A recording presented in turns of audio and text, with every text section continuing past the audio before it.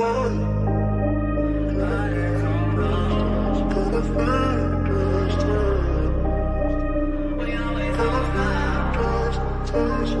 keep a Bible in my pocket when I'm riding around. I keep a pistol by my side when I'm touching down. Don't want us to survive, wanna take us down, but I'm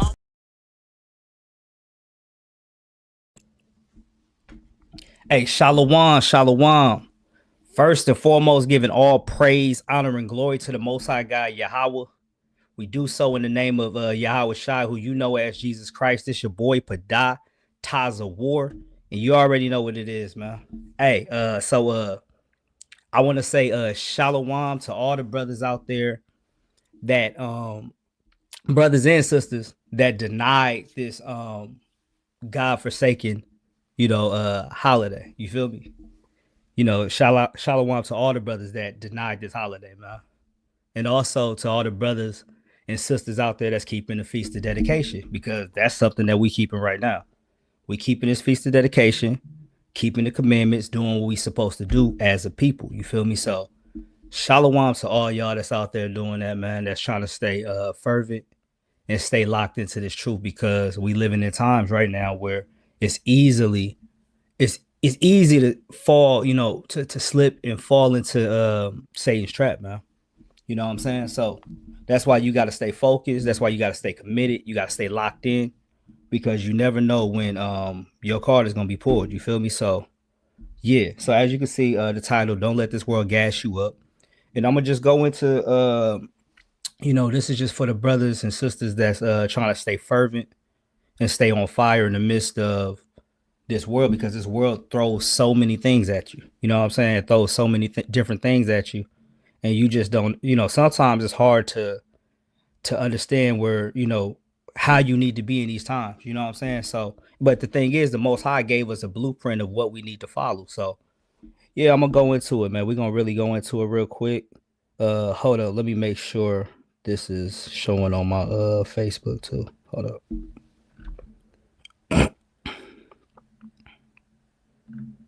How do you do that? Okay, there we go.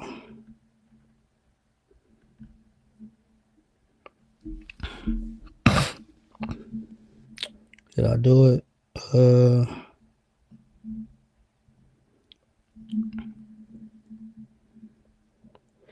All right, there we go. So let's get it. So what I'm about to do is I'm about to share my screen, and we're going to get it popping. Let's get this lesson popping. Make sure you like the video. Make sure you share the video. Subscribe to the channel. And yeah, let's share my screen real quick.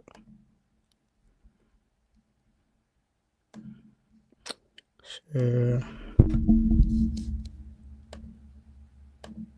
entire screen. All right, let's get it. So let's go right here. This is the first preset we about to go to. So we about to go to let's go to the book of John. This is John 15, 18 through 19. So it says, if the world hates you, ye know that it hated me before it hated you. So he let you know. So Yahweh Shai let you know, like, look, if the world hates you, know that it hated me first. You know what I'm saying? Before it even hated you, it hated me. You know what I'm saying? You're not going through something that you're not going through something that I haven't already went through. You know what I'm saying? I'm the blueprint. And that's what the Messiah is like laying out to you, is that I'm the blueprint. I've been through these different things. You know what I'm saying? I've experienced these things. You know what I'm saying? So you can fly. You know what I'm saying? I went through the hard times so you can be able to go through the same thing, but be able to have my comfort in the midst of it. You feel me? So yeah, let's read verse 19. It says, if ye were of the world would love his own. But because ye are not of the world, but I have chosen you out of the world, therefore the world hated you. So it's letting you know why the world would hate you, because of the simple fact you're not of the world. So when you see brothers not keeping Thanksgiving, not doing all these different holidays, not falling into the traps of this world, a lot of people have a problem with that. You know what I'm saying? A lot of people don't like that. They don't like that brothers is choosing to deny the flesh, deny the flesh and deny what this world is trying to offer them. A lot of people don't like that, But you got a lot of people that's gonna give in because they're thinking about their kids. Well, my kids like Thanksgiving, so I gotta celebrate Thanksgiving because my kids like Thanksgiving.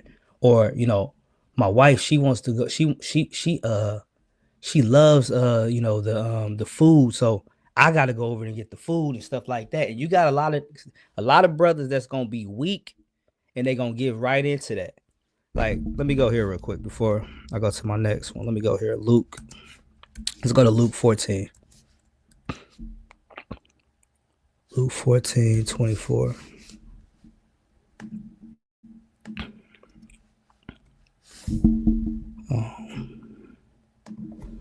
Luke 14.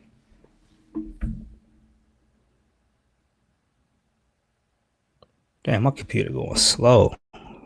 Shoot.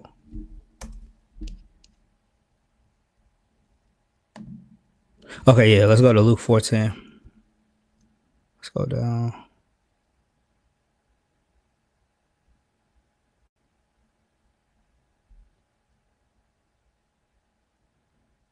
My bad. This computer going kind of slow. Okay, here we go. This is Luke 14.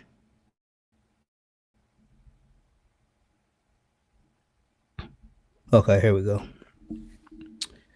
So this is Luke 14:26. It says, if any man come to me and hate not his father and his mother and his wife and his children and his brother and his sisters, yea, and his own life also, he cannot be my disciple. So he letting you know, hey, if you're coming to me and you can't hate your father, your mother, your wife, your children, your brethren, your sisters, yea, your own life, you can't be my disciple. Now, is he saying that you got to hate your father as far as like, I hate my father, I hate that. You know what I'm saying? I hate my mother. I hate my wife. I hate the children, man. Can't stand the way they be walking. You know, no, is that what he's saying? No, he's not saying that. He's basically said, you have to love me more than them. Meaning, in times like this, when it comes to, my children want to celebrate Halloween. My wife want to celebrate Thanksgiving. My mother want me to be there for her birthday. Stuff like that. When stuff like that is presenting itself, you have to be willing to put Yahweh Shah before that. You feel me? Or you're not worthy to be his disciple. And that's just the reality of it. You're not worthy to be his disciple if you can't do that. Hold up real quick.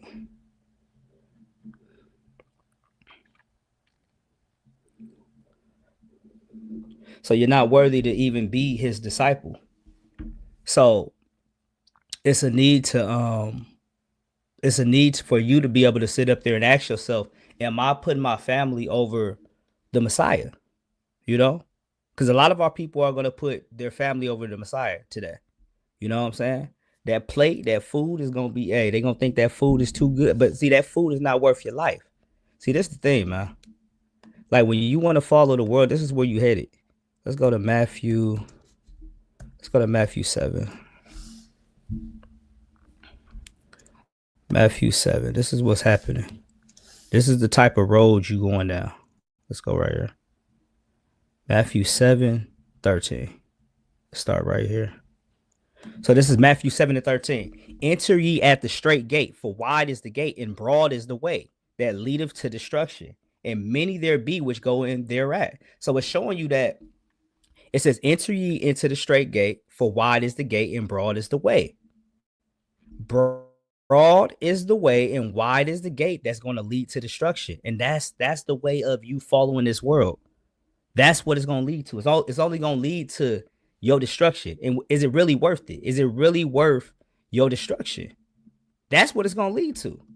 You following this world, you choosing to go after the ways of this world and do the things of this world is going to lead to your destruction. Verse 14 says, because straight is the gate and narrow is the way which leadeth unto life, and few there be that find it. So there's going to be a few people that's going to find that way to life. You see what I'm saying? It's not going to be a lot. It's not going to be a lot of people that's going to find that way to life. So when you see a lot of people going a certain way, going straight towards the wide gate, you should be trying to go the opposite. You feel me? And you should be thankful that the Most High got you going the opposite way, the opposite direction. So you don't get caught in these plagues, man, in these last days. You feel me? So it's a need to be thanking the Most High for the blessings that He has bestowed upon you, to be able to even understand this truth and know who you are, and know that you're Israelite, and know that you God's chosen people. You know. So let's go to First John chapter 2, verse 15 through 17 in NLT. It says what? Verse 15, it says, "Do not love this world, nor the things it offers you. For when you love the world, you do not have the love of the Father in you." So it's letting you know, when you love this world, when you got your eyes set on this world, and this world is the main thing that your eyes are set on, guess what? You don't have the love of the Father in you when you love this world. Because you shouldn't be putting this world over the Father. Each and every day, a lot of times, like, we have things that we're doing and stuff like that, certain things that we should be doing. We should be studying, we should be in the Bible, we should be reading and stuff like that. We should be really locked in, especially with a lot of things that's happening in the world. But instead, what we choose to go do, we going everywhere else. You know what I'm saying? We doing everything we can to get away from that word, to get away from this truth, to get away from what the Most High is trying to present to us and what the Most High is trying to show us. And as a result, it's only drawing us further and further away from the Father. You feel me? Verse 16, "For the world offers only a craving for physical pleasure, a craving for everything we see, pride in our achievements and possessions. These are not from the Father, but are from this world." And see, that's the thing. A craving for everything we see, man. Like that food, like that Thanksgiving food, everybody craving for today. The food gonna go in your belly, probably gonna mess your stomach up. You know what I'm saying? And for what? All for what? You know what I'm saying? All for what? Like, it's it's things in this world that's much more important than you willing to sell out your Heavenly Father for a plate. You know what I'm saying? Because people would be like, "I'm not celebrating Thanksgiving," but then go get a big old plate of damn turkey, like that dry turkey. But I'm not celebrating Thanksgiving. Like, come on, man. Come on, man. I mean, I just want the food. I just want the food. That's all. I just want the food. That's how people be, man. I see Taza Warrior. Taza Warrior said, Exodus 23:2, "You must not follow a crowd in doing wrong. When you are called to testify and dispute, do not be swayed by the crowd to twist justice with this." So, yeah, like following the crowd and doing wrong. Yeah, a lot of our people are following the crowd and doing wrong. That is the reality of it. A lot of our people are following the crowd to do wrong today, and they don't even realize it. You know what I'm saying? They don't even realize it. So let's continue. In this world, it says, verse 17, "In this world is fading away along with everything that people crave. But anyone who does what pleases God will live forever." So it's telling you the people that's doing what's going to please God, doing the will of the Father, guess what? They're going to live forever. But this present world we're living in right now is fading away. So why continue to follow after a world that is fading away? That's not going to be here. Like, come on, man. You placing everything that you have, you placing all your bets in this world, and you only going to fade away with it. It's not worth it. It is not worth it, and people don't even realize that. It's not worth it. Let's go to, since this is the Feast of Dedications that we celebrate, let's go to First Maccabees. Let's go to First Maccabees 3:59. Powerful precept right here. This is a very powerful precept. Damn, my bad. 3:59. Let's go here. So this is First Maccabees 3:59 says, "For it is better for us to die in battle than to behold the calamities of our people in our sanctuary." So this is how our people was looking at it. It's better for me to die in battle than to behold the calamities of our people in our sanctuary. It's better for me to die than to sit up here and have to behold the devastation. You know what I'm saying? Think about the Native American Indians that they murdered, that you're eating to right now, or you was eating to earlier. Think about it. It's better for us to die in battle than to behold those type of calamities, man, of our people. Like that's a powerful saying, man. That it's better for us to die than to behold the horrible things that have happened to our people. Think about the transatlantic slave trade, all these different things that have happened to our people. It is better for us to die in battle than to be able to behold that, man, and see our people in a terrible state, man. You know, it's a sad thing, man. Let's get let's go here. Let's go to Sirach. Let's go to Sirach 4:28.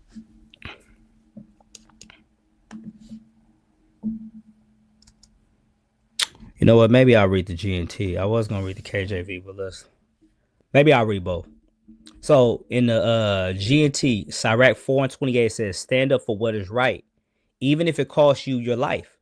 The Lord your God will be fighting on your side." So it's telling you, hey, stand up for what's right, even if you got to die behind it.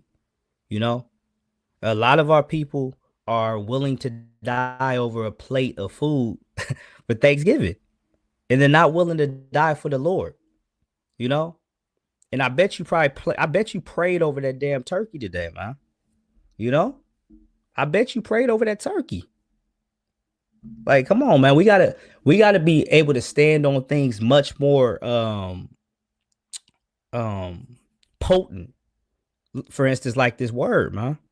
Being willing to stand on it, you know, and not willing to be moved. A lot of times we're willing to be moved by things that get in the way and things that are not things that are not important at all. Matter of fact, let's go here. Let's go to Matthew. Let's go to Matthew. No, we're gonna go to Luke. Let's go to Luke 4. Let's go to Luke 4 and let's see what the Messiah says. Let's see what the Messiah says. Because at the end of the day, man, because people can run to Paul and run to all the other apostles, and you know, I don't have a problem with going to the other apostles. I don't have no problem with them. Love the other apostles. I love going to them in the scriptures and stuff. But the word that's gonna be much more potent is the Messiah, the words of the Messiah. So let's see what the words of the Messiah said. Let's see what he said, because that's gonna be much more potent. You know what I'm saying? Especially when you out there dealing with Christians that's just dealing with Paul and stuff like that. I'm going to the Messiah on you. You know what I'm saying? Now I can dibble and dabble in Romans. I can dibble and dabble in Corinthians. I can deal with those. But I'm going to the Messiah on you. You know? And want to see if you're going to be able to trump that. Because you either going to have to sit up there and say the Messiah is a lie, or you're going to have to sit up there and just say, the Messiah is a lie, because most of the time that's what they say, you know, just saying. But yeah. So what he said, Proverbs 4:17 NLT, it says, what he say? What Tyler Warrior said? He said, they eat the food of wickedness and drink the wine. And they eat the food of wickedness, man. And that's the thing, man. Then he put Galatians 1:10, For do I now persuade men or God? Do I seek to please men? For if I yet please men, I should not be a servant of Christ. And that's the thing. We're not out here to be servants of men. We're out here to serve Christ. You know what I'm saying? The Messiah. You know? So that's how we moving. And by us serving the Messiah, we're keeping the law, statutes, and commandments of the Most High God. This is Luke chapter 4, verse 3. And it says, and the devil said unto him, if thou be the Son of God, command this stone that it be made bread. So he like, hey, man, make this stone into some bread, man. Make this stone into some straight bread, some crazy bread, like, you know, some Ziano's breadsticks. Make this stone into some bread, man. And then verse 4 says that Yahushua answered him, saying, it is written, that man shall not live by bread alone, but by every word of God. So I would rather live by every word of God than to live by bread alone. Meaning, food should not be more important than the word of God. You know, that's the thing. Food should not be more important than the word of God. You know, okay, think about it like this. If my life depended on it, and the last food on earth was some damn pork or something like that, you know, and it was in my face. That's all I had left. I'm fasting, and I'm just gonna, if I gotta die, I gotta die. But I'm gonna have faith. I'm a fast, pray. I'm not eating that pork though. That's one thing I'm not doing. I'm not eating that pork. I'm sorry. You can say that's crazy. So call it what you want to call it. But I'm not eating that dang pork. You feel me? And that's facts.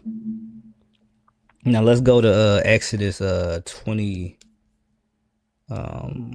Let's go to Exodus 2. Let's go to Exodus 22 and 20. Niggas be like, it's crazy, bro. Talking about they ain't gonna eat the pork, man. It's crazy. All praises, King. I see you on Facebook, King. All praises. I'm gonna keep bringing it out. All praises, man. May the Most High bless you and your family, God. Let's get it. So this is Exodus 22 and 20. It says, he that sacrifice unto any God, save unto the Lord only, he shall be utterly destroyed. So think about it like this. You eating food sacrificed to other gods, You're eating food sacrificed to other gods right now, whether you believe it or not. Like, when you deal with Thanksgiving, you're dealing with cornucopia. You feel me? Which is going back to another god, another deity. That's what you're doing. You're eating unto another god. You're eating food sacrificed to idols. You feel me? We should be serving the Lord, not eating food sacrificed to idols. You feel me? That's the thing. Our people want to go after all the other gods, everything else, man, except for what the Most High has placed in front of us. Watch, I'm gonna show you in the scriptures how they was doing that back then. Even in the book of Jeremiah, they was doing that back then. Watch, the same stuff that our people do today, even do today. You see them doing this back then. Watch this. This is Jeremiah. This is the book of Jeremiah, chapter 7, verse 18. It says, the children are gathering wood. The children gather wood. So it's telling you that the children, they're going to get the wood. You feel me? And then it says, and the fathers kindle the fire. So the fathers, they get in the fire. So the children, they get in the wood. And then the fathers, they get in the fire ready. And then it says, and the woman there at the dough. So they're all working together. They're all working together for what purpose? Now we're about to see what purpose they're all working together. Just like how our people be all working together for, Thanksgiving, Christmas, all these other holidays. They work together to make it happen. But it says what? It says what? To make cakes to the Queen of Heaven and to pour out drink offerings unto other gods, that they may provoke me to anger. So that angers the Most High. And see, this is the thing. This is me showing you how even back then they were all working together just to worship these other gods. And all it was doing was provoking the Most High to anger, pissing the Most High off, to the point where it pissed the Most High off so much. You know what he said? I'm just scattering y'all. I'm going to scatter you over here. Some of y'all going to be in Alaska. Some of y'all going to be in goddamn Russia. Some of y'all going to be over here. Some of y'all going to be over there. People just getting scattered. He just put, hey, you know what I'm saying? Y'all going to go into captivity on ships, all types of stuff, because the Most High was sick of it, man. This is what we was doing, and our people to this day are still doing the same thing, So let's go to Jeremiah chapter 10. Jeremiah 10. This ain't gonna be a long lesson, but it's just something for our people, man. Something to make sure our people pay attention to. Hopefully they watch this video and it help them. Let's get Jeremiah chapter 10, verse 1 and 2. It says, hear ye the word of the Lord, which the Lord speaketh unto you, O house of Israel. That's who he's speaking to. He's speaking to the house of Israel. I'm talking to you blacks, Hispanics, and Native American Indians. It says what? Verse 2. Thus says the Lord, learn not the way of the heathen, and be not dismayed at the signs of heaven, for the heathen are dismayed at. So learn not the way of the heathen. So he like, hey, stop learning the ways of the heathen. And that's what our people do. They go after the ways of the heathen. They seek to be just like the heathen instead of being the way that the Most High needs us to be, man. Following his ways, following his commandments, because he's our God. So we got to stop going after the other ways of these other nations, man. You feel me? So we gotta stop doing that. So let's go to Second Maccabees. Second Maccabees 4 GNT.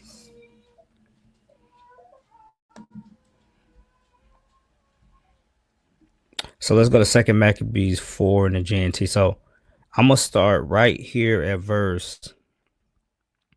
Let's go. We're gonna start at 15. So this is what our people was doing during the Greek captivity. You see what I'm saying? This is just something that they were doing during this time. Now let's look at it. This is Second Maccabees 4 and 15 in the GNT. It says they did not care about anything their ancestors had valued. They prized only Greek honors. So our people was only going after the honors of the Greeks, you know?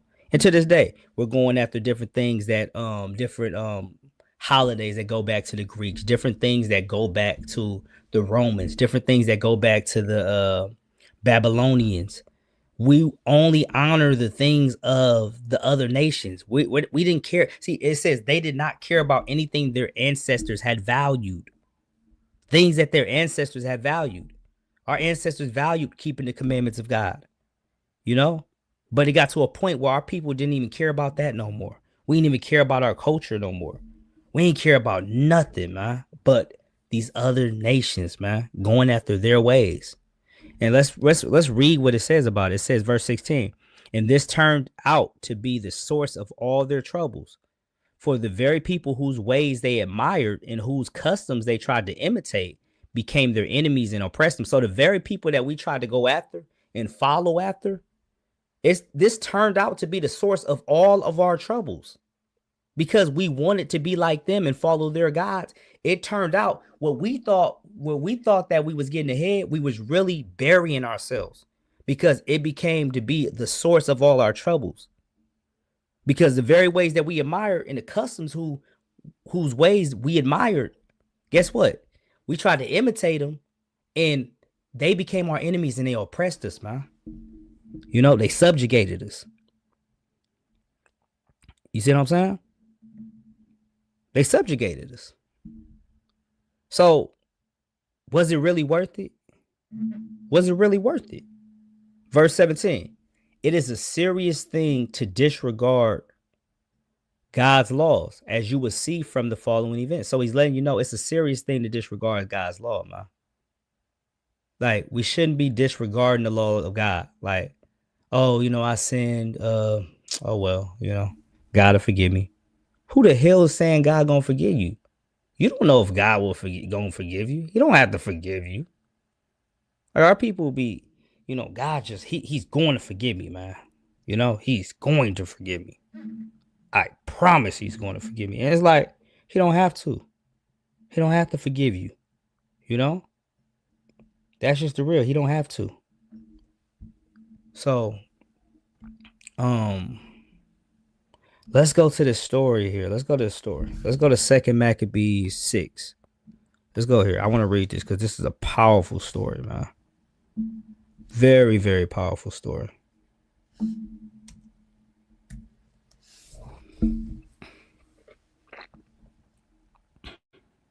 So we're going to go to 2 Maccabees 6, and we're going to start at verse 18.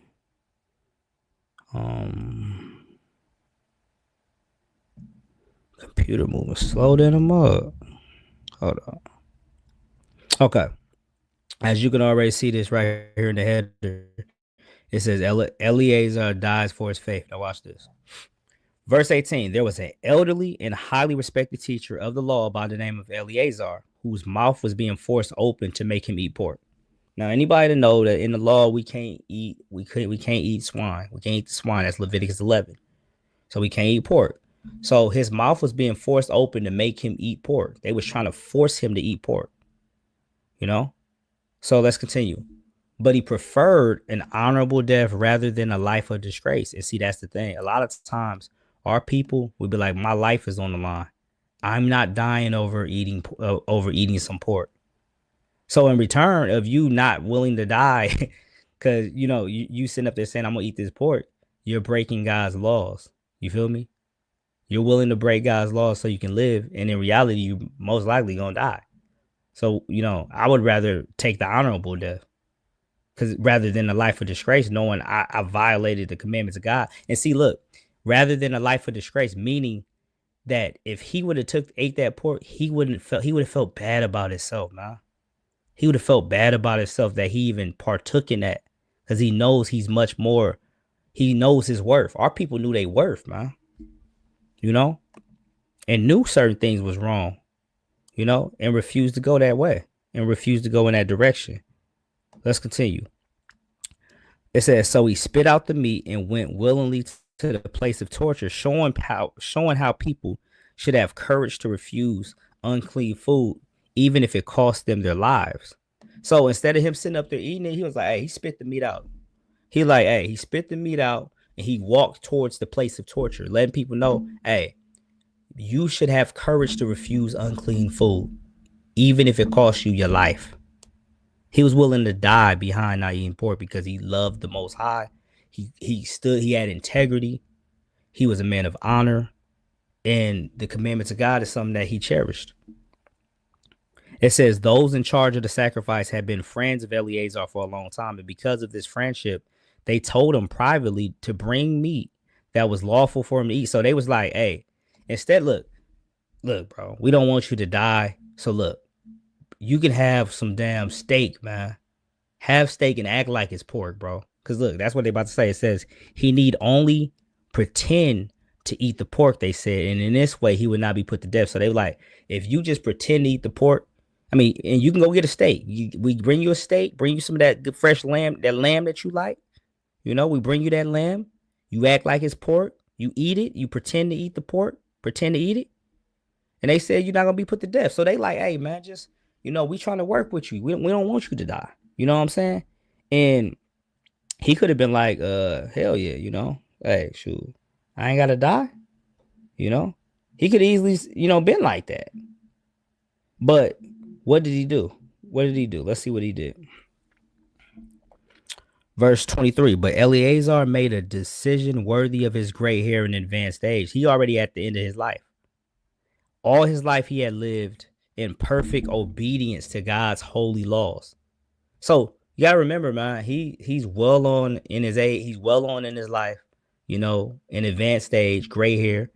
He's lived in perfect obedience to God's holy law all his life. So why stop now? You feel me?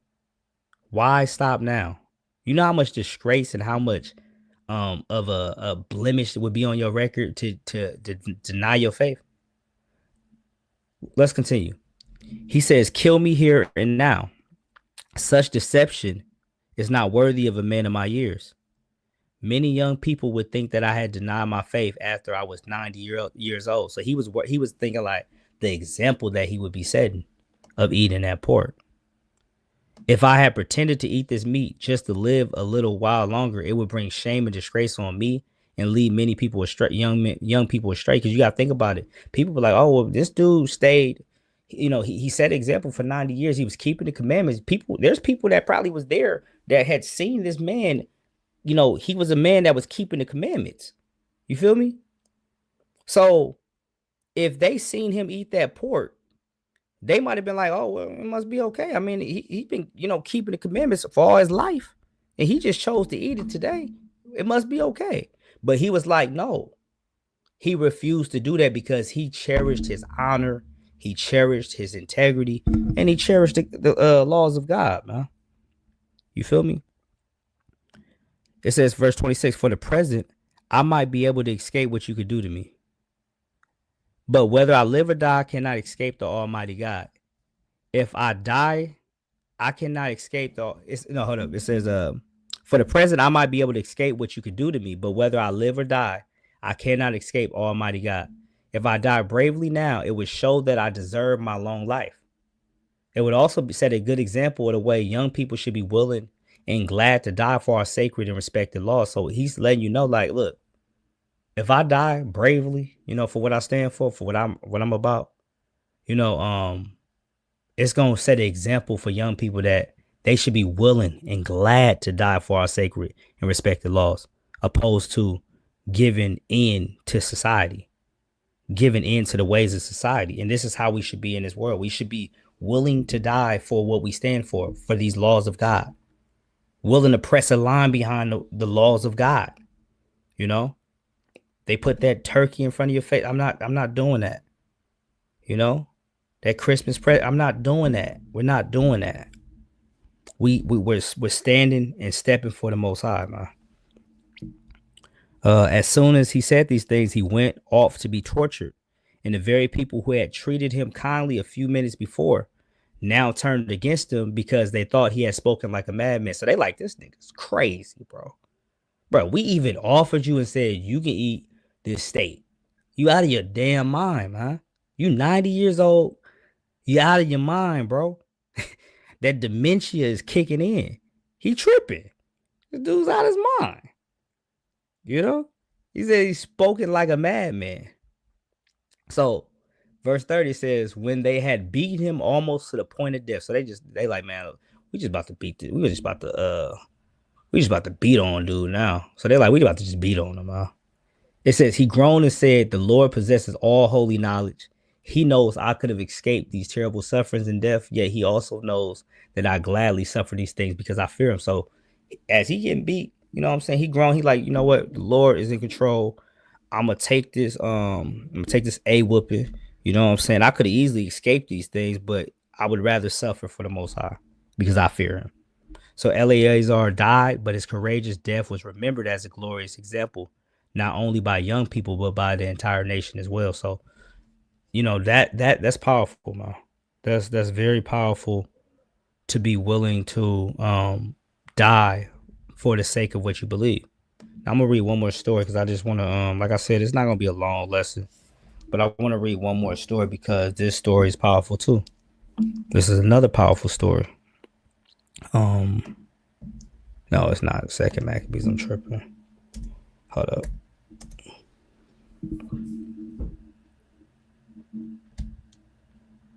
Let's get this other one. Okay, so we're gonna go to First Maccabees chapter 2. Let me go down. I'm gonna start at verse 15. So it says, then the king's officials who, and this is in the GNT, it says, then the king's officials who were forcing the people to turn from God. So they're forcing the people to turn from God. It says, came to the town of Modin to force the people there to offer pagan sacrifices. So they're forcing these people to offer pagan sacrifices. That's what they're coming to this town for. Like, y'all gotta bow down to this guy. Y'all gotta bow down to this, bow down to that. That's what they coming there for. Now watch this. Verse 16, many of the Israelites came to meet them, including Matthias and his sons. The king's official said to Matthias, what did he say?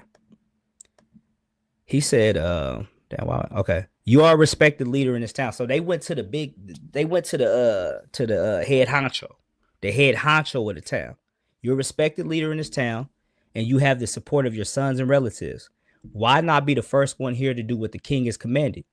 All the Gentiles, the people of Judea, all the people left in Jerusalem have already done so. If you do, you and your sons will be honored with the title of friends of the king, and you will be rewarded with silver and gold and many gifts. Now, this is crazy. See, matter of fact, I got a precept for this. Let me go here. Got a straight precept.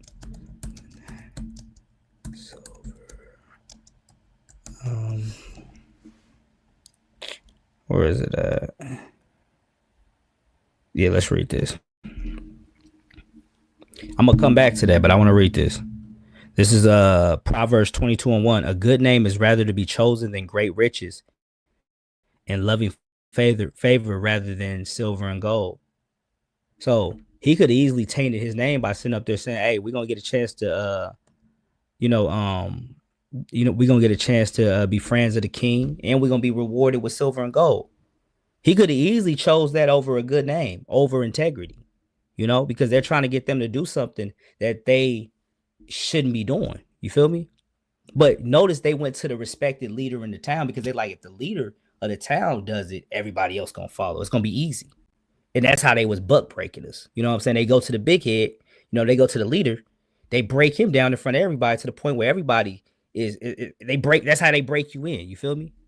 So Let's go to verse 19. Matthias answered in a loud voice, I don't care if every Gentile in this empire has obeyed the king and yielded to his command to abandon the religion of his ancestors. He like, I don't give a damn if every Gentile in this entire empire them bow to the king. My children, my relatives, and I will continue to keep the covenant that God made with our ancestors. He made it known that I don't care about what you're talking about. We gonna keep the covenant of the covenant that God made with our ancestors. With God's help, we would never abandon his law or disobey his commands. We would not obey the king's decree. We would not change our way of worship in the least. So he let you know, hey, we're not obeying the king. We will not obey Caesar. To hell with Caesar, man. I'm just saying, we're not going to obey the king's decree. We don't want to be friends with the king, man. We don't want to be friends with y'all, man. You know? So we will not change our way of worship in the least. So verse 23. So just as he finished speaking, so he just got done saying this. He just got done laying down the law that we're not bowing. We're not bowing to none of that. You feel me? It says, one of the men from Odan decided to obey the king's decree and stepped out in front of everyone to offer a pagan sacrifice on the altar that stood there. So this dude stepped out, was like, hey, you know what, man? Hey, I mean, he said what he said, but I'm about to go do this, man. I'm about to go sacrifice this to this pagan god, man. I'm about to go sacrifice on this altar right now. I'm about to do this right now. What a what a sucker, man. What a sucker. Verse 24. When Matthias saw him, he became angry enough to do what had to be done. So he was so pissed. Matthias was so pissed, bro. He knew what he had to do. It says, shaking with rage, he ran forward and killed the man right here on the altar. So he like, you know what, bro? He was so angry to see, after he just said everything he said that he was standing for, the fact that this dude was like, hey, man, I'm about to just go offer this sacrifice. He like, no, you're going to die near that altar, bro. Ran up on the altar, put him to death, man. Put him to death. Verse 25. He also killed the royal official who was forcing the people to sacrifice. So he was like, you know, he was like, this coon had to die. And also, guess what? The royal official that's coming to try to force us to sacrifice, you got to go too, bro. You got to die too, you know? And then he tore down the altar. Verse 26. In this way, Matthias showed deep devotion for the law, just as Phineas had done when he killed Zimri, son of Salu. So if you can learn anything from this story, is that our people our ancestors was not willing to bow to other gods, man. They was not going, you know what I'm saying? And we shouldn't be going either, you know what I'm saying, in this present day, in this present life. You shouldn't be celebrating these pagan holidays and stuff like that. You should be worshiping the Most High. That's who we should be serving. That's who we should be praising. You feel me? So what I'm gonna do is I'm gonna end this stream. Hey, if you check the video out, comment, like the video, share the video, subscribe to the channel, man. And I'm gonna give y'all shalom, man. Shalom. Closing out. We out.